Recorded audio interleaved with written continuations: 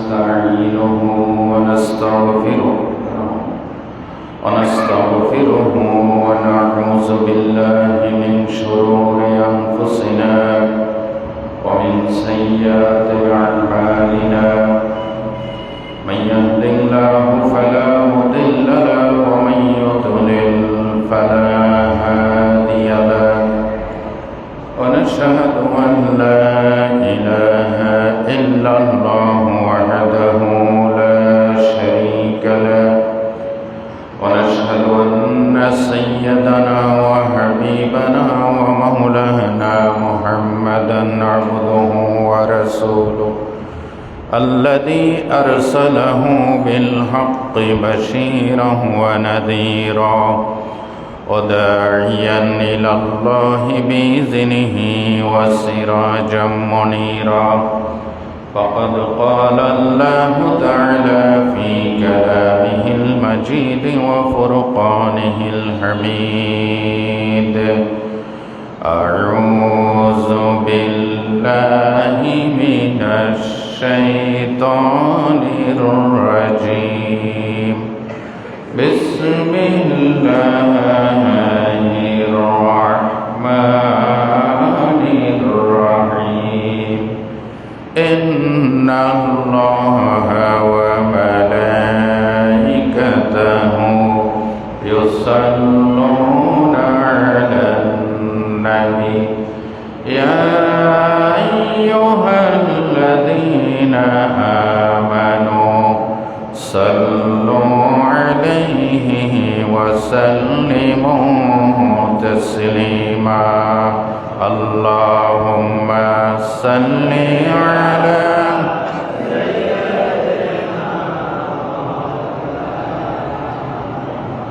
وعلى آل سيدنا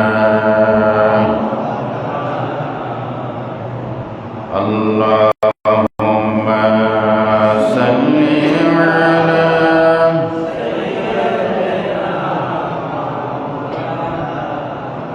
وعلى آل سيدنا আজকে সম্মানিত উপস্থিতি, দিনদার ইমানদার সর্বস্তরের মুসলিমবৃন্দ, তরুণ আর যুবক বন্ধুগণ, বিভিন্ন শিক্ষা প্রতিষ্ঠানের শিক্ষার্থী বন্ধুগণ, পর্দার আড়ালে মা এবং বোনেরা, আসসালামু আলাইকুম ওয়া রাহমাতুল্লাহি ওয়া বারাকাতুহু। আপনারা ভালো আছেন? রব্বুল ইজ্জত ওয়াল জালাল, তার দরবারে লাখ কোটি শুকরিয়া, যিনি আমাদেরকে পবিত্র রমজানুল মুবারকের পূর্ব মুহূর্তে আজকের এই জুমার নামাজে আসার বসার তৌফিক দান করেছেন। মহান মনি, মহান রব আল্লাহ সুবহানাহু ওয়া তাআলার দরবারে সকলে স্বতঃস্ফূর্ত কণ্ঠে প্রতি জুমার মতো শুকরিয়া আদায় করি। আবারও বলি আলহামদুলিল্লাহ। রব্বানা করিম, আল্লাহর দরবারে নত শিরে শুকরিয়া আদায় করছি।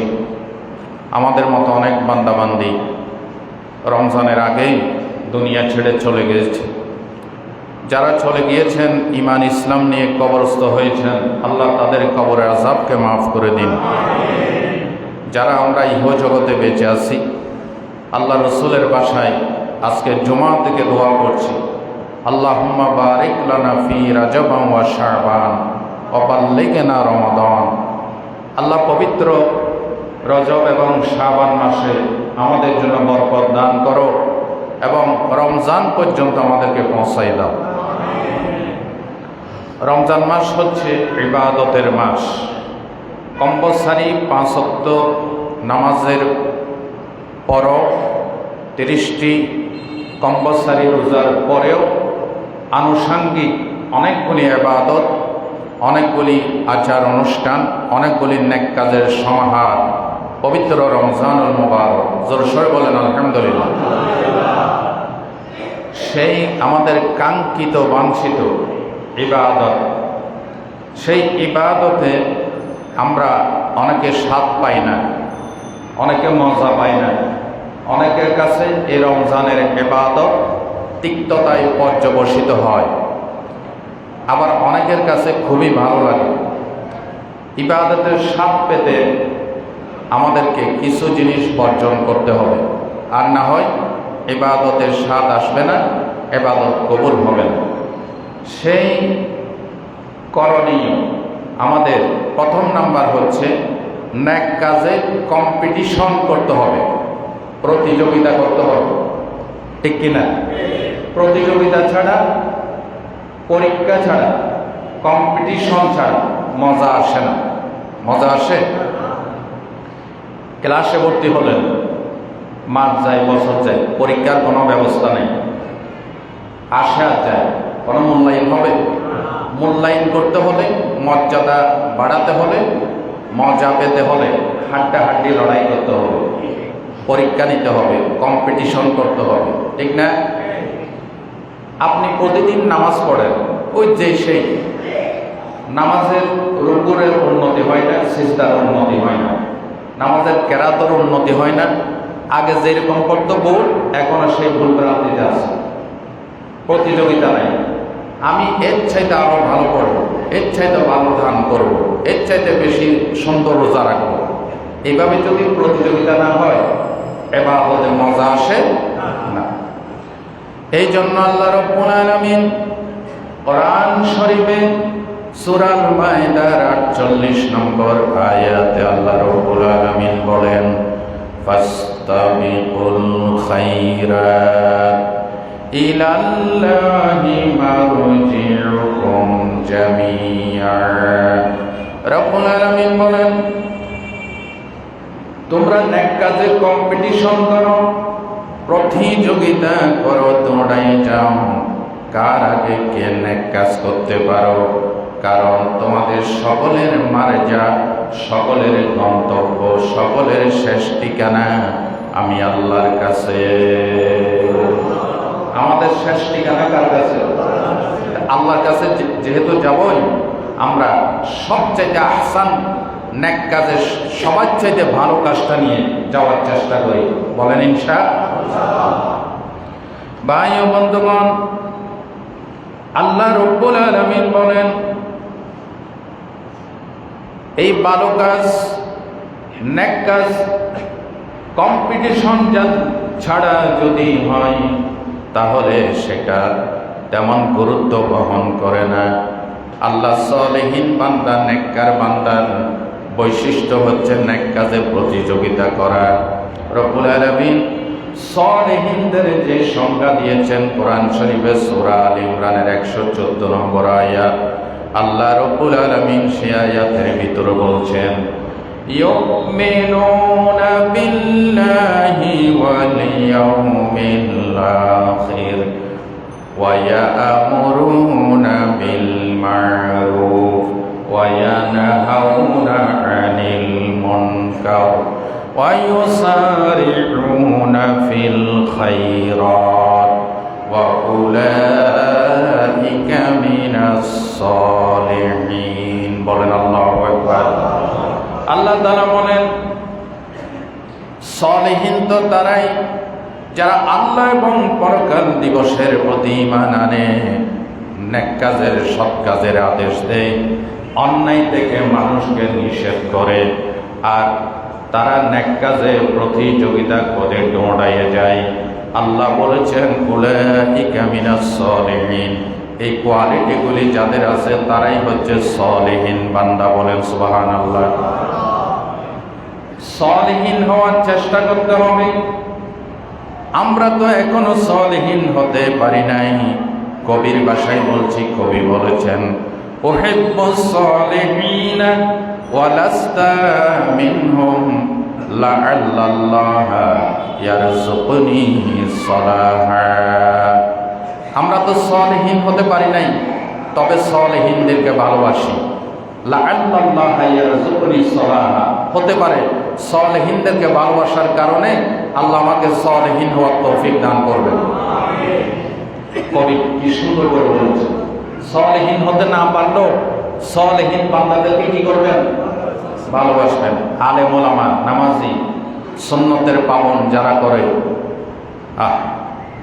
ইমাম কুরতুবী রাহমাতুল্লাহ আলাইহি বলেছেন তিনটা জিনিসের ভিতর নাজাত। কয়টা জিনিস?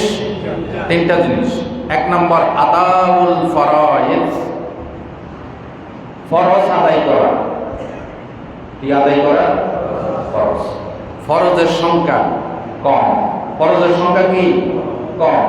5 ওয়াক্ত নামাজে, ফজরের নামাজে ফরজ আছে কয় রাকাত?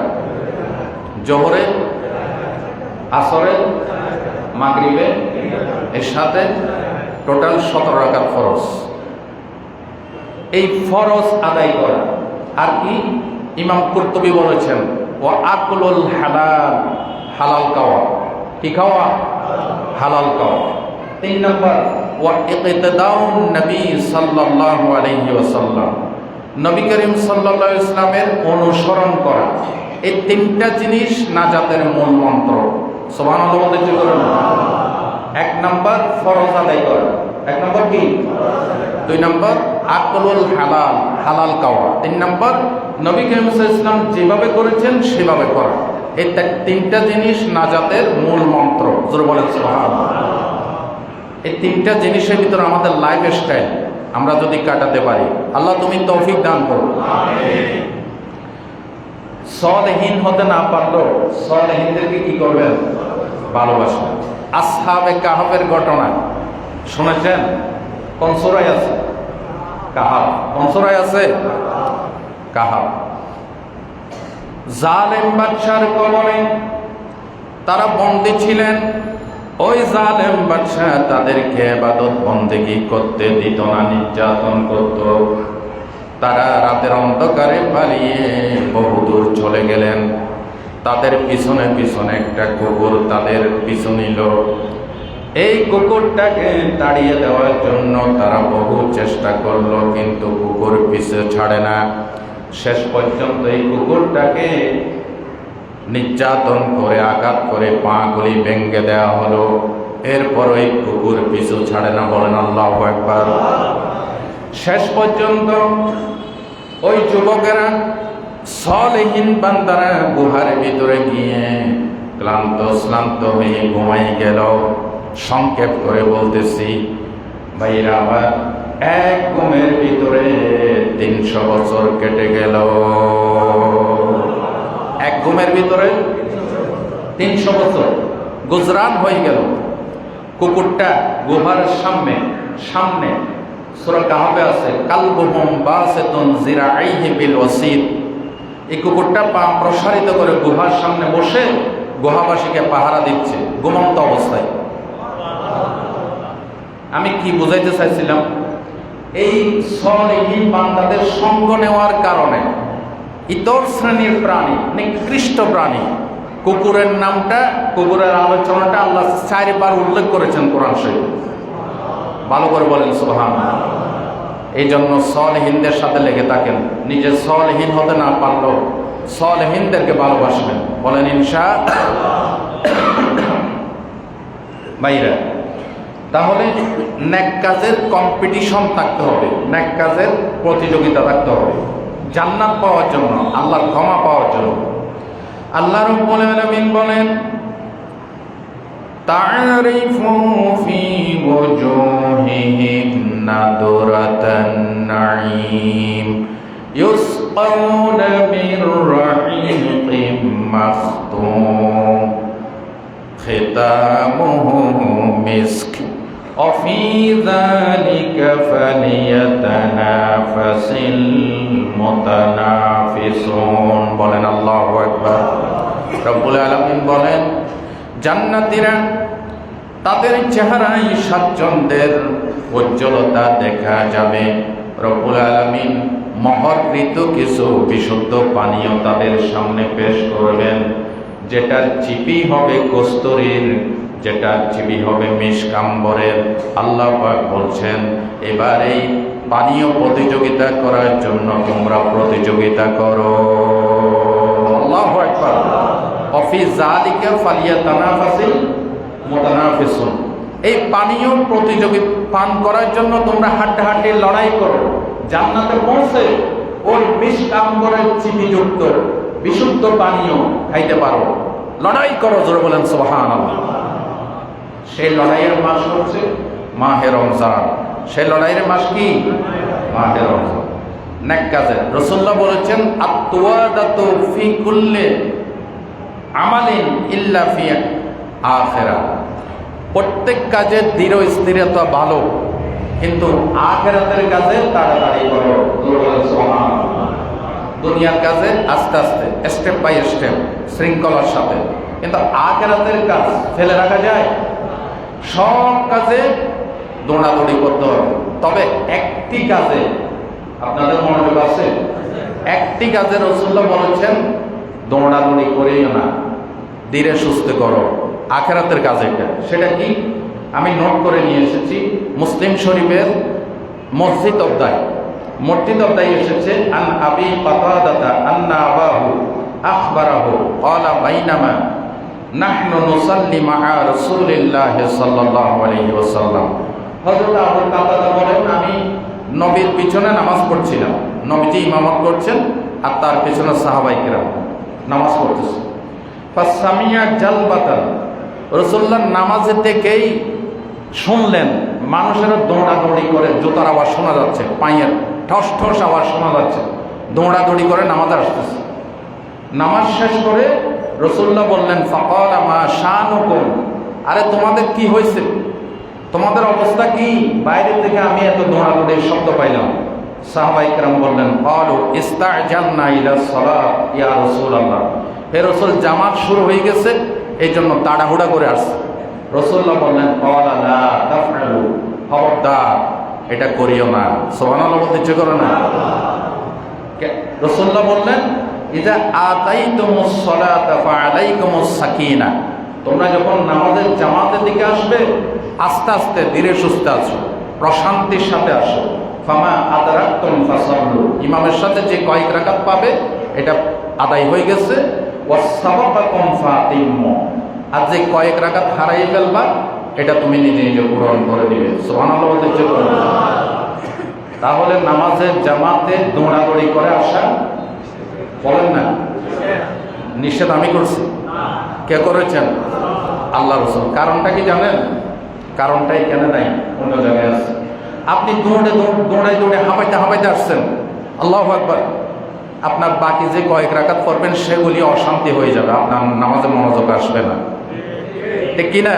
হাঁপাইতে আপনার হার্টবিট বেড়ে যাবে, আপনার কেরাতে মন বসবে না, আপনি দুর্বল হয়ে যাবেন। সুবহানাল্লাহ। এই জন্য নামাজের জামাত ধরার জন্য দৌড়াই আসা নিষেধ।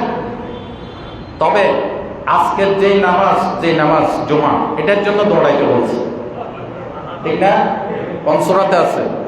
সূরা জুমা। ইজা নুদিয়া ইলাস সালাত ফাসআউ ইলা যিকরিল্লাহ, জুমার জন্য যখন ডাকা হয় তখন তোমরা দৌড়াও আল্লাহ শরণার্থে জুমার দিকে, জোরে বলেন সুবহানাল্লাহ। জুমার আজান দিলে ব্যবসা বাণিজ্য হারাম। ব্যবসা বাণিজ্য কি? হারাম। দোকান ক্লোজ করে দাও, বন্ধ করে দাও।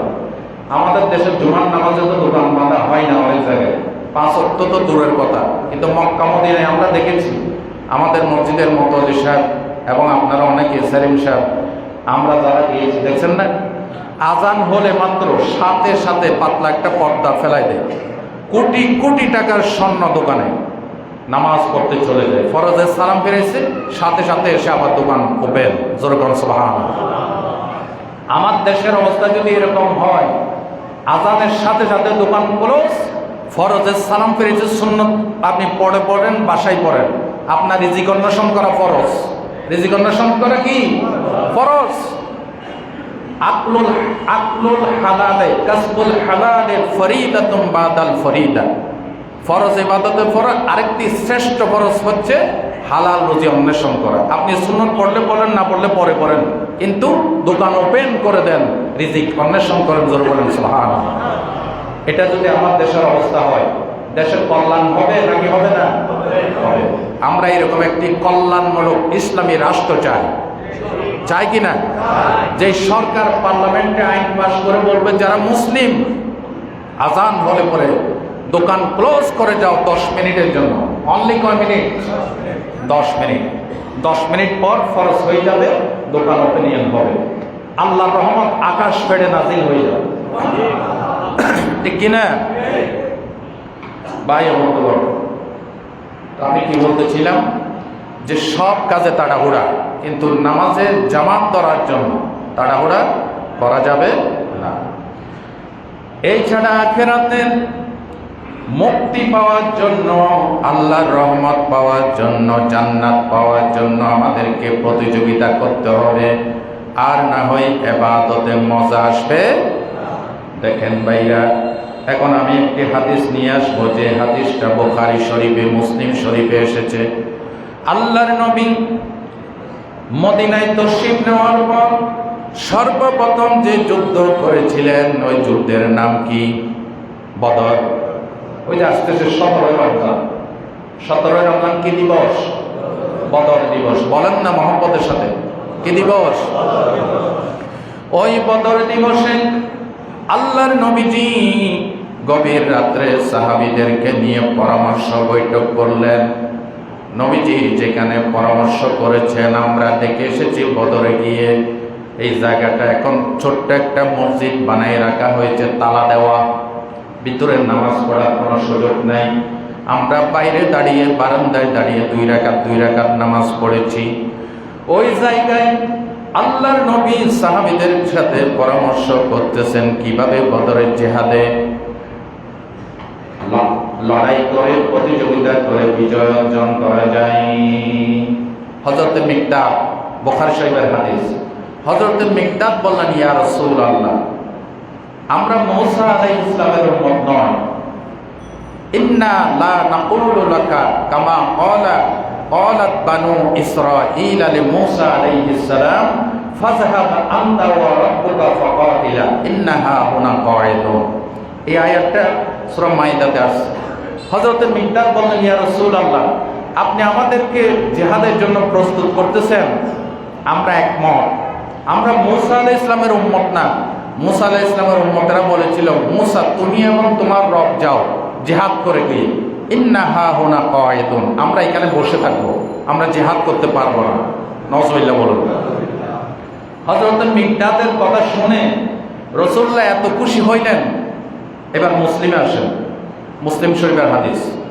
আল্লাহর নবী বললেন, উমু বিনা ইলা জান্নাতিন আরদুহাস সামাওয়াতু ওয়াল আরদ। তোমাদের মানসিক অবস্থা যখন এই, চলো আমার দিকে, আমার সাথে সেই জান্নাতের দিকে, যে জান্নাতের বিশালতা আসমান আর জমিনের মতো। জোর বলেন সুবহানাল্লাহ। এই কথা শুনে হযরতে উমাইর ইবনুল হুমাম রাদিয়াল্লাহু তাআলা আনহু, তিনি একজন আনসারী সাহাবী, তিনি বললেন, ক্বালা বাখবাক, এটা একটা আঞ্চলিক শব্দ, বাখবাক হাদিস। রাসূলুল্লাহ বললেন, মিকদাদ তুমি, উমাইর তুমি বাখবাক কেন বললে? তিনি বললেন, ওয়াল্লাহি ইয়া রাসূলুল্লাহ ইল্লা রাজাআতান মিন আহলিল জান্নাহ। হে রাসূল, আপনি আমাদেরকে যে জান্নাতের দিকে নিয়ে যাচ্ছেন, ওই জান্নাতের কথা শোনা আমি বাখবাক বলেছি। অর্থাৎ আপনি চমৎকার কথা বলেছেন, সুন্দর কথা বলেছেন, নিয়ে যান আমাদেরকে সেই জান্নাতের দিকে। রাসূলুল্লাহ বললেন, তুমি জান্নাতের আশায় বলেছো? বলে হ্যাঁ। হাদিস শরীফে এসেছে, ওই উমাইরের হাতে কিছু শুকনা খেজুর ছিল, কিছু কোরমা ছিল, একটা একটা করে কোরমাগুলি খাচ্ছিলেন। সহিহ মুসলিমের হাদিস। আল্লাহর নবীর মুখে জান্নাতের কথা শুনে সমস্ত কোরমা তিনি দূরে নিক্ষেপ করলেন। বললেন, ইয়া রাসূলুল্লাহ, এই একটা একটা কোরমা যদি আমি খেতে যাই তাহলে জান্নাতে যেতে দেরি হয়ে যাবে। সমস্ত কোরমাগুলি দূরে নিক্ষেপ করলেন, আর জিহাদের ময়দানে গিয়ে তিনি শাহাদাত বরণ করলেন। আল্লাহর নবী যখন শুহাদায়ে বদরের জানাজা পড়াবেন, সমস্ত বদরের শহীদদেরকে যখন লাইন করে রাখা হলো, আল্লাহর নবী বললেন, উমাইরের দিকে আঙ্গুলি সংকেত করে বললেন, এই হচ্ছে সেই উমাইর যে জান্নাতে যাওয়ার জন্য খোরমা খাবারের ধৈর্য ধারণ করতে পারে নাই, খোরমাগুলি নিক্ষেপ করে দিয়ে শাহাদাত বরণ করেছে। তোমরা সাক্ষী থাকো, ইন্নাকা মিন আহলিহা, আমি নবী সাক্ষী দিচ্ছি এই উমাইর জান্নাতি। আল্লাহু আকবার বলেন। ভাই ও বন্ধুগণ, এইভাবে তারা জান্নাতের দিকে কম্পিটিশন করতেন। বদরের দুইজন সাহাবী, বালক সাহাবী, হযরতে মুআয এবং মুআফিজ, দুই ভাই নবীর কাছে এসে বললেন, ইয়া রাসূলুল্লাহ, আমরা বদরের জিহাদে শাহাদাত বরণ করতে চাই। নবী বলেছেন, তোমাদের বয়স কম, আমি পারমিশন দিতে পারি না। মুআয এবং মুআফিজ বললেন, আপনি আমাদের থেকে পরীক্ষা নেন, কুস্তি লড়াই দেন, যদি দুই ভাইয়ের এক ভাই যার উপর বিজয় হয়ে যাব, আপনি তাকে বদরের জিহাদের পারমিশন দিবেন। বলেন আল্লাহু আকবার। নবীজি বললেন, ঠিক আছে, তোমরা দুই ভাই কুস্তি লড়ো। এবার ছোট্ট ভাই বড় ভাইয়ের কানে কানে বলতেছে, বড় ভাই, আপনি আমার চাইতে বয়সে বড়, শক্তি বেশি, আপনার বুদ্ধি বেশি, বিচক্ষণতা বেশি, আপনি আমাকে ফেলে দিতে পারবেন, তাতে কোনো সন্দেহ নাই। কিন্তু ভাই, আজকে নবীজির সামনে একটি বারের জন্য আমাকে আপনার উপরে বিজয় হতে দেন, আর না হয় বদরের জিহাদে চান্স পাবো না। দেখছেন কিরকম প্রতিযোগিতা। বড় ভাই বলল, ভাই ঠিক আছে। নবীজি সব বুঝে ফেলেছেন। এবার বড় ভাই পরাভূত হয়ে গেল, ছোট্ট ভাই বিজয় হয়ে গেল। আল্লাহর নবী তাদের প্রতিযোগিতার ধরন দেখে, তাদের মন মানসিকতা দেখে নবীজি দুই ভাইকে জিহাদের ময়দানে শরীক হওয়ার পারমিশন দিয়ে দিলেন। চিন্তা করে দেখেন, এই দুই ভাই আবু জেহেলের মতো নরাদম পাপিষ্ঠ, আবু জেহেলের মতো মক্কার লিডারকে খতম করছে এই দুই ভাই। বড়রা পারে নাই, ছোটরা পারছে। দুই ভাইয়ের হাতে রাঙ্গা তরবারি, দুই ভাই তরবারি দিয়ে আবু জেহেলের ঘোড়ার পায়ে এমন ভাবে আঘাত করছে, দুই দিক থেকে ঘোড়া কাঁট হয়ে গেছে। আবু জেহেল মাটিতে পড়ে দুর্বল হয়ে গেছে। শেষ পর্যন্ত এই আবু জেহেলের মাথা কাটছে হযরত আব্দুল্লাহ ইবনে মাসউদ। যাই হোক, এটা লম্বা ঘটনা, আরেকদিন শুনেছিলাম, মনে আছে? মনে আছে আপনাদের? আল্লাহ আমাদেরকে মনে রাখার তৌফিক দান করেন। সময় পাইলে ওই রমজান মাসে শোনাবো, বলেন ইনশাআল্লাহ। আপনাদের শোনার আগ্রহ আছে নি?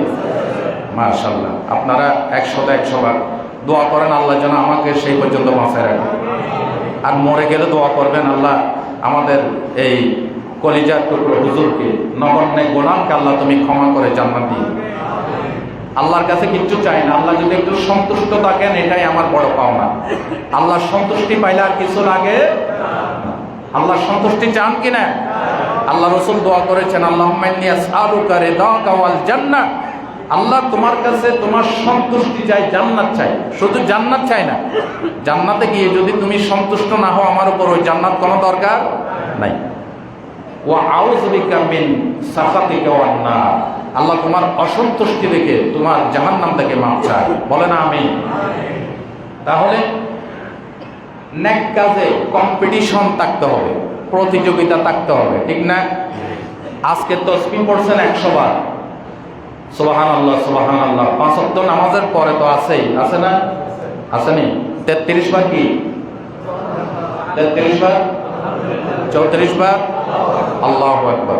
এই ছাড়াও রাসূলুল্লাহ বলেছেন আরো অনেক তাসবিহ আছে। সুবহানাল্লাহি ওয়া বিহামদিহি সুবহানাল্লাহিল আযীম। রাসূলুল্লাহ বলেছেন, কালিমাতানে হাবিবাতানে ইলার রহমান, সাকিলাতানে ফিল মিজান, খাফিফাতানে আলাল লিসান। বুখারী শরীফের শেষ হাদিস। দুটো বাক্য আছে, উচ্চারণে সহজ, মিজানের পাল্লায় ভারী, আল্লাহর কাছে সবচেয়ে প্রিয়। সুবহানাল্লাহি ওয়া বিহামদিহি সুবহানাল্লাহিল আযীম। এই তাসবিহটা আজকে 10 বার পড়ছেন, কম্পিটিশনে আসেন। আগামীকাল থেকে 20 বার পড়ব, এর পরের দিন থেকে 30 বার পড়ব, এর পরের দিন থেকে দৈনিক 100 বার পড়ব। এভাবে কম্পিটিশন না আসলে ইবাদতে মজা হবে না। আজকে রোজা রাখছি এক নিয়তে, কিরকম নিয়ত? আজকে রোজা রাখছি, সবাই রাখছে, আমিও রাখছি, তেমন নিয়তে ভালো কোনো চিন্তা ছিল না।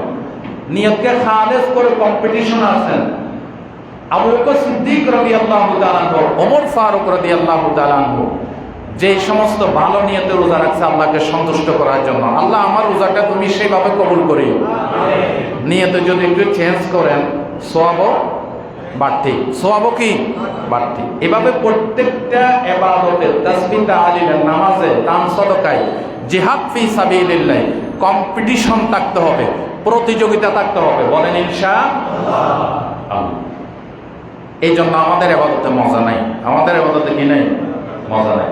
2 নম্বর, আমরা ইবাদতে মজা পাই না কারণ আমরা পাপ বর্জন করি না। পাপ বর্জন, নামাজও পড়ি আবার গুনাহও করি, আছে না নাই? নামাজও পড়ি, মদের ব্যবসাও করি, সুদের ব্যবসাও করি, আছে না নাই? আপনারা যেভাবে আছে কোন মনে হয় সব সুবিধা, আছে না নাই? আছে না? 100 জনের শতকরা 85% লোক নামাজও পড়ে আবার পাপও করে। পাপ করে কেউ ইচ্ছা করে আর কেউ অজান্তে করে। ইচ্ছা করে যে পাপ করে তাকে আমি শুধরানোর জন্য আজকের এই বয়ান। আল্লাহর নবী বলেন, وَمِنْ وَتَرَى كَثِيرًا مِّنْهُمْ يُسَارِعُونَ فِي الْإِثْمِ وَالْعُدْوَانِ وَأَكْلِهِمُ السُّحْتَ لَبِئْسَ مَا كَانُوا يَعْمَلُونَ। সূরা মাইদা 62 নম্বরে আল্লাহ বলেন, নবী আপনি তাদের ভিতরে কিছু কিছু লোককে দেখতে পাবেন, তারা দৌড়ে গিয়ে, ইমানদাররা যেমন দৌড়ায় সওয়াবের দিকে, আমরা কোন দিকে দৌড়াই? কিছু কিছু লোককে দেখতে পাবেন তারা দৌড়ে গিয়ে পাপের ভিতরে, সীমা লঙ্ঘনের ভিতর তারা নিমজ্জিত হয়, আছে না নাই? অনেক লোককে আমরা জাতীয় পার্লামেন্টে ভালো ভালো কথা কোরআনে উদ্ধৃতি দিয়ে কথা বলতে শুনেছি, কিন্তু এখন কোরআন বাদ দিয়ে আবার দালালিতে লিপ্ত হয়েছে, আছে না নাই? কোরআনের সাথে মিলা। আপনি দেখবেন অনেক লোককে তারা দৌড়ে গিয়ে পাপে এবং সীমালঙ্ঘনের কাজে নিমজ্জিত হয়। ও আকলিহিমুস সুহতা, দেখছেন আল্লাহর কোরআনের কথা একটা অবাস্তব না। ও আকলিহিমুস সুহতা, তারা হারাম খাবারের জন্য তারা ওদিকে দৌড়ায় যায়, ঠিক কিনা? হারাম মাল, হারাম গাড়ি বাড়ি করার জন্য। লাবিসা মা কানু ইয়ামালুন, আল্লাহ বলছেন তারা যে কাজটা করছে এটা খুবই নিকৃষ্ট মন্দ কাজ। রাসূলুল্লাহ বলেছেন, বাদিরু বিল আমাল ফিতানান কাতিতাইল লাইলিল মুসলিম, গাঢ় গাঢ় অন্ধকার রাতের মতো ফিতনা আসার আগে নেক কাজ করো। এমন একটা সময় আসবে, ইউসবিহুর রাজুলু মুমিনান ওয়া ইউমসি কাফিরা, একটি লোক সকালবেলা ইমানদার অবস্থায় ভোর করবে, সন্ধ্যা হওয়ার আগে আগেই কাফের হয়ে যাবে। আরো জোরে বলেন নাউযুবিল্লাহ। আও ইউমসি মুমিনান ওয়া ইউসবিহু কাফিরান, অথবা সন্ধ্যায় মুমিন থাকবে, সকালে কি হয়ে যাবে? কাফের। কারণ কি? রাসূলুল্লাহ বলছেন, ইয়াবিউ দীনাহু লিআরাদিন মিনাদ দুনিয়া, দুনিয়ার অবৈধ গাড়ি বাড়ি, টাকা পয়সা, কলকারখানা, ইন্ডাস্ট্রির মালিক হওয়ার জন্য তারা সকালে কাফের, সন্ধ্যায় মুমিন, সন্ধ্যায় মুমিন, সকালে কাফের, আছে না নাই? আছে। সুতরাং পাপ যখন আপনার ভিতরে স্থান নিবে দুনিয়ার লোক, তখন আপনি ইবাদতে মজা পাবেন না, ইবাদতে মজা পাবেন না। উদাহরণ দিয়ে বোঝাই, ভালো করে শুনেন। পাপ হচ্ছে ইবাদতের স্বাদ নষ্টকারী, ইবাদতের স্বাদ নষ্ট করার জন্য প্রথম প্রতিবন্ধকতা। মানুষ যখন ইবাদত করে, পাপও করে, তখন সর্বপ্রথম এই পাপ তার ইবাদতের স্বাদ নষ্ট করে দেয়, আল্লাহ এবং বান্দার ভিতরে প্রতিবন্ধকতা সৃষ্টি করে, ঠিক কিনা বলেন? যেমন কেউ যদি অসুস্থ হয়, তাকে ভালো ভালো খাবার দিচ্ছেন, জিহ্বার স্বাদ নষ্ট হয়ে গেছে, অসুস্থ, খাবারের মজা পাই না, খাবারের দোষ নাকি তার অসুস্থতা? যার ভিতর পাপ ঢুকছে, এই অসুস্থতা সর্বপ্রথম তার ইবাদতের স্বাদ নষ্ট করে দেয়। রমজান মাসে আমরা দেখি প্রথম কাতারের মুসল্লি নামাজ পড়ে গিয়েছে, কিন্তু ওজনে কম দেয়, খাদ্যে ভেজাল দেয়, ঠিক কিনা বলেন? তারাবির নামাজ পড়ে গিয়ে ঘরে গিয়ে ইন্ডিয়ান স্টার জলসা জি বাংলা দেখে, আছে না নাই? তাহলে সেই ব্যক্তি ইবাদতের কোনো স্বাদ পাবে না, পাপ ছাড়তে হবে। বুখারী শরীফের হাদিস, আল্লাহর নবী বলেন, লা ইয়াজিনি যানি হিনা ইয়াজিনি ওয়া হুয়া মুমিনুন ওয়া লা ইয়াশরিবু শারিবু হিনা ইয়াশরিবুহা ওয়া হুয়া মুমিনুন ওয়া লা ইয়াসরিকু সারিকু হিনা ইয়াসরিকু ওয়া হুয়া মুমিন ইলা আখিরিল হাদিস। আল্লাহর নবী বলেন, জেনা করা অবস্থায়, মদ পান করা অবস্থায়, চোর চুরি করা অবস্থায় ইমানদার থাকে না। আমার দিকে তাকান, ইমানদার কি হয়? আল্লাহর নবী বলেন, ইমানটা তার কলব থেকে, তার বডি থেকে বের হয়ে তার মাথার উপর চলে যায়। ইমান লানত করতে থাকে, ওরে জাহেলের বাচ্চা, এত বড় দৌলত ইমানের সাথে কেমনে গাদ্দারি করলি, বেঈমানি করলি, তোর ভিতরে আমি স্থান লাভ করতে পারি না, লানত দিতে থাকে। বলেন নাউজুবিল্লাহ, আরো জোরে বলেন নাউজুবিল্লাহ। ইমান দিয়েছ প্রভু, দিও শাদি মানে, যতদিন বেঁচে থাকি গাই যেন গান কোরআনের। ইমান রসুলের পথে তাকি যেন আমরণ, দিনের পথে হয় যেন মরণ। আমিন বলতে ইচ্ছে করে না? রসুলের পথে তাকি যেন আমরণ, দিনের পথেই হয় যেন মরণ। এতটুকু চাওয়া হে মোদের প্রভু, ইমান দিয়েছ প্রভু, দিও শাদি মানে, যতদিন বেঁচে থাকি গাই যেন গান কোরআনের। আমিন বলেন। হযরতে বেলাল ইমানের স্বাদ পেয়েছিলেন, যার কারণে বেলালকে পিটাইতেছে, তারপরে ইমান ছাড়ে না। ঠিক না বেঠিক? আর যারা দুনিয়ার লোভে পড়ে পাপে জড়াই যায়, তারা ইমানের স্বাদ পায় না, আমলেরও কোনো স্বাদ পায় না। ভাই ও বন্ধুগণ, আল্লাহর নবী বলেছেন, সুনান ইবনে মাজার বর্ণনা, ইন্নাল মুমিনা ইযা আযনাবা কানাত নুকতাতুন সাউদাউ ফি কলবি। কোন মোমেন বান্দি যখন গুনাহ করে, গুনার কারণে তার কলবে একটা কালো দাগ পড়ে যায়। নজবিল্লাহ বলতে ইচ্ছে করে না? কলবের উপর কি পড়ে যায়? এক্সরে করলে আপনার হার্টের বিভিন্ন এক্সরে আছে না, দুইটা নাম কম না। একটা হচ্ছে হার্টের ইসিজি, আর একটা কি? এনজিওগ্রাম। ডাক্তার আমার সাহেব আছে, আর কোনো টেনশন নাই, আলহামদুলিল্লাহ বলেন। একটা ইসিজি আর একটা কি? এনজিওগ্রাম। তখন হার্টে ব্লক ধরা পড়ে না? ধরা পড়ে। তো আপনার হার্টে এতটা ব্লক আছে, মুহাম্মদুর রাসূলুল্লাহর এক্সরে মেশিনে এনজিওগ্রামে ধরা পড়ছে, পাপ করলে কলবে একটা দাগ পড়ে যায়। তাও একটা সুবহানাল্লাহ, আরো জোরে কোন? বিশ্বাস হয় নাকি অবিশ্বাস হয়? আল্লাহর পরেই যে মহাবিজ্ঞানী আল্লাহ রসুল সাল্লাল্লাহু আলাইহি ওয়াসাল্লাম, তিনি বলেছেন, রসুলের কথায় কোনো সন্দেহ নাই, রসুল্লাহ বলেছেন, পাপ করলে কলবে একটা দাগ পড়ে যায়। ফা ইন তাবা ওয়া নাযা ওয়াস্তাগফারা সুকিলা কলবু।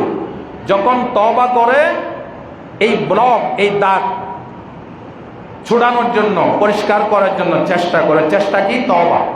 আল্লাহ উম্মতে মুহাম্মদীকে এত বড় একটা জিনিস দান করছে, কোন উম্মতকে দান করে নাই। আরো জোরে কোন সুবহানাল্লাহ। সেটার নাম তওবা। সেটার নাম কি? তওবা। ওয়াস্তাগফারা, ইস্তিগফার। আর কি? ওয়া নাযা, এই পাপ থেকে সম্পূর্ণ ফিরে আসা। এই তিনটা কাজ যদি করে, সুকিলা কলবু, কলবের দাগ সরে যায়, কলব পরিষ্কার হয়ে যায়। ফা ইন যাদা যাদা, তওবা করে না, ইস্তিগফারও করে না, শুধরানোর চেষ্টা।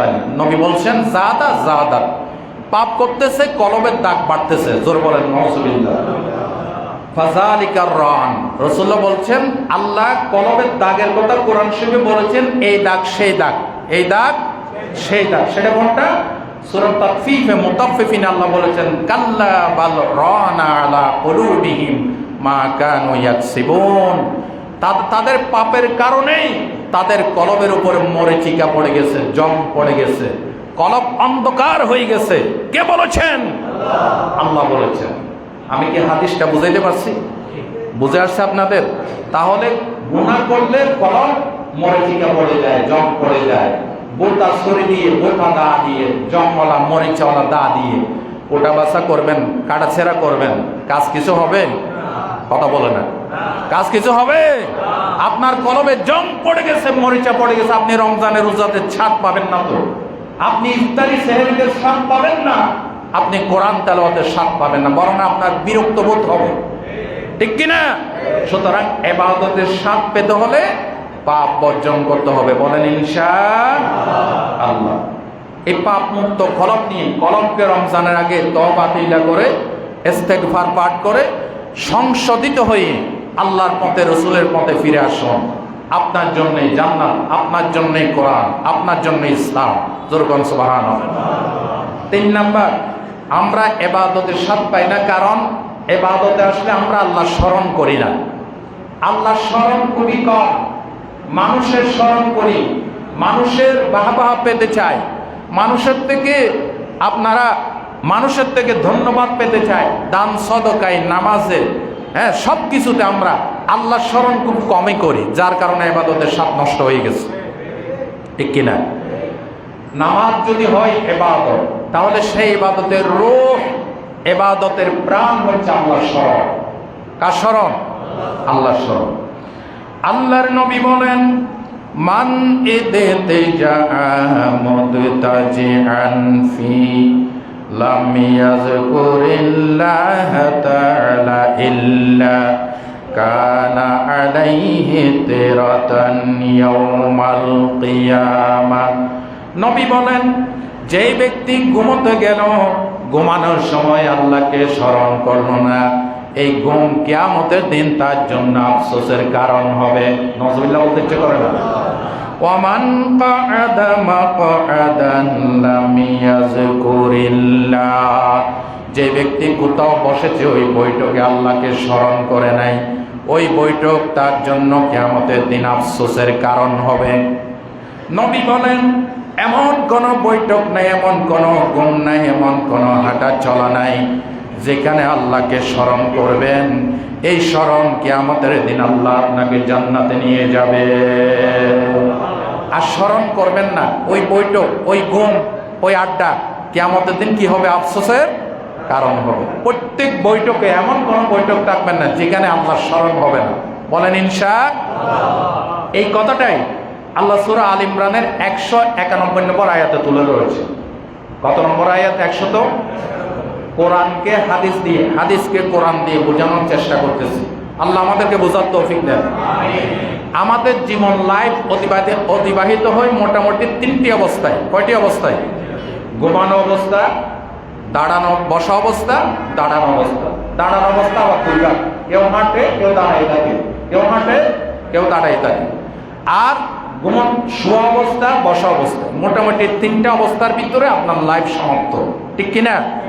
আল্লাহ এই কথাটাই বলেছেন। দেখেন রব্বুল আলামিন বলেন আল্লাযীনা ইয়াযকুরুনাল্লাহা কিয়ামান ওয়া কুউদা ওয়া আলা জুনুবিহিম ওয়া ইয়াতাফাক্কারুনা ফী খালকিস সামাওয়াতি ওয়াল আরদ। আল্লাহ তাআলা বলেন যারা দাঁড়ানো অবস্থায়, বসা অবস্থায়, শোয়া অবস্থায়, সর্ব অবস্থায় যারা আল্লাহকে স্মরণ করে, আসমান জমিনের সৃষ্টি নিয়ে চিন্তা গবেষণা করে, তারাই তো রহমানের কাটি বান্দা, তারাই তো হচ্ছে জ্ঞানবান। জোর বলেন সুবহানাল্লাহ। ভাই ও বন্ধুগণ, এভাবে প্রত্যেকটি কাজে কর্মে আল্লাহকে স্মরণ করতে হবে। মুসান্নাফে আবি শাইবার হাদিস, আল্লাহর নবী বলেন, আশ-শাইতানু জাসিমুন আলা কলবে বনি আদম, প্রত্যেকটা বনি আদমের কলবের উপরে একটা একটা শয়তান বসে আছে। কি বসে আছে? কি বসে আছে? শয়তান বসে আছে। রাসূল বলেন, ফাইজা যাকারাল্লাহ খানাসা, যখন আপনি আল্লাহকে স্মরণ করেন, কোরআন তেলাওয়াত করেন, নামাজ পড়েন, ঈমান ইসলামের পথে চলেন, ঈমানের কথা বলেন, শয়তান দূরে সরে যায়। ওয়াইজা গাফালা ওয়াসওয়াসা, যখন গাফেল হয়ে যায় আল্লাহ স্মরণ থেকে, শয়তান আবার আসে, তাকে ওয়াসওয়াসা দিতেই তাকে জোরে বলেন নাউজুবিল্লাহ। তাহলে কলব থেকে শয়তান দূর করতে হলে আল্লাহ স্মরণ লাগবে কিনা? লাগবে। সেই স্মরণ শুধু ইল্লাল্লাহ ইল্লাল্লাহ জিকির নয়, সেটা শ্রেষ্ঠ স্মরণ হচ্ছে কোরআন। সবচেয়ে বড় স্মরণ কি? কোরআন। ইন্না নাহনু নাযালনা যিকরা, আল্লাহ বলেছেন এই জিকির আমি নাজিল করেছি। সেই জিকির কোন জিকির বলেন? কোরআন। আর নামাজের নামও জিকির। হযরত মূসাকে আল্লাহ বলেছিলেন, আকিমিস সালাতা লিযিকরি, মূসা আমার শরণার্থে নামাজ কায়েম করো। শ্রেষ্ঠ জিকির কোরআন, এরপরে শ্রেষ্ঠ জিকির নামাজ। শ্রেষ্ঠ জিকির কি? কোরআন, এরপরে নামাজ, এরপরে ইসলামের প্রত্যেকটি কাজ, প্রত্যেকটি দান, সদকা, রোজা, ভালো কথা, আমানতদারি, দেয়ানদারি, গোটা ইসলামটাই আল্লাহ, টোটাল ইসলামটা আল্লাহ স্মরণ। টোটাল ইসলামটা আল্লাহর কি? স্মরণ। এখন ইবাদতে যদি আল্লাহর স্মরণ না থাকে, সেই ইবাদত নিষ্ফল। সেই ইবাদত কি? নিষ্ফল। রাসূলুল্লাহ বলেছেন, মাসালুল্লাযী ইয়াযকুরু রাব্বাহ ওয়াল্লাযী লা ইয়াযকুরু রাব্বাহ কামাসালিল হাইয়্যি ওয়াল মাইয়্যিত। বুখারীর হাদিস।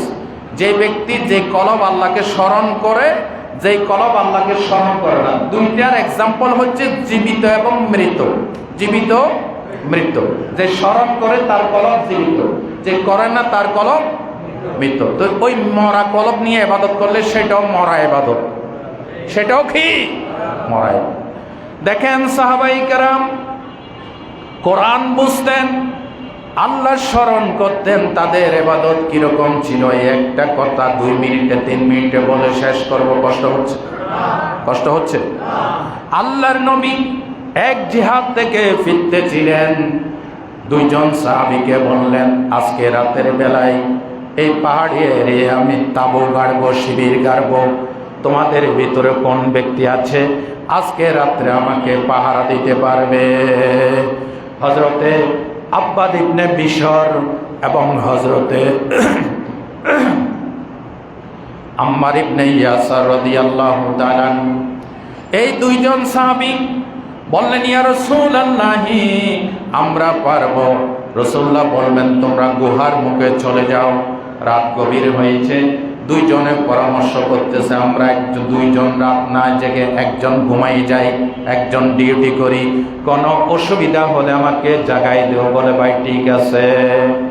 যেই সাহাবী ডিউটি পালন করতেছে, তিনি মনে মনে চিন্তা করলেন, রাতটা অনেক লম্বা, এভাবে দাঁড়িয়ে না দেখে 2 রাকাত নামাজ আদায় করে সময়টা কাটায় দেয়। নামাজ শুরু করলেন। সূরা ফাতিহার পরে সূরাতুল কাহাফ তেলাওয়াত করতেছে। ওইদিকে অন্ধকারের ভিতর দুশমন চলে এসেছে। দুশমন অন্ধকারের ভিতরে কুটি ভাবে মানুষ না কুটি পরীক্ষা করার জন্য একটা তীর নিক্ষেপ করলেন। এই তীরটা এসে সাহাবীর ডান বাহুতে লেগে গেল।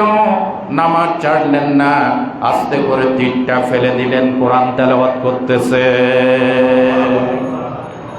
দুশমন আরেকটা তীর মারল, ওই তীরটা বাম বাহুতে ঢুকে গেল। নামাজ ছাড়লেন না, তীরটা ফেলে দিয়ে কোরআন তেলাওয়াত করতেছে।